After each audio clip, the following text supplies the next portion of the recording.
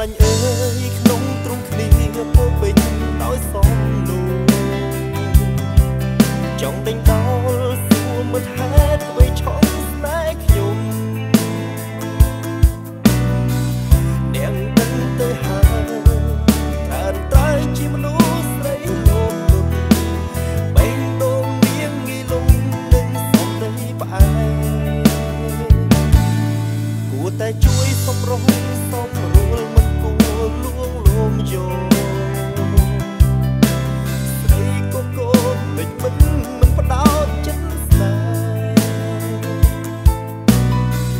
ដឹងតែនាងមានខ្ញុំក៏ដឹងស្នេហ៍នេះមានបញ្ហា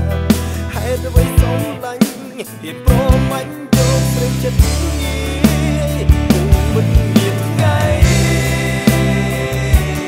រោស្នាដៃស្រីចិត្តទូលាសុំដើរតួជាអ្នកទូទាយព្រោះនៅអាណិតស្មានមិនខុសឡើយសំឡាញ់អើយខ្ញុំស្គាល់ចិត្តមិនបានដល់ពីអាទិត្យចិត្តនាងខ្លាថ្មីកាគេស្គាល់ច្បាស់សំបានថ្ម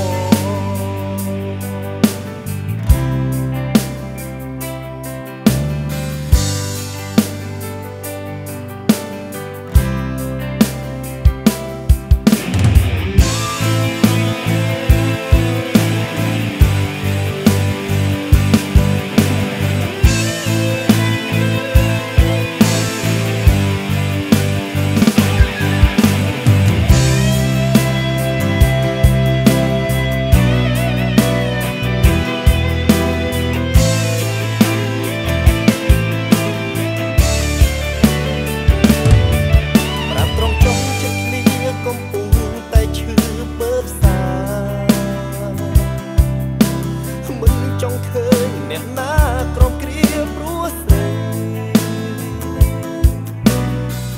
ពិសេសគឺសំឡាញ់មិនសមមុខខ្លាញ់គុំនឹងភ្លេងមិនអើយវល់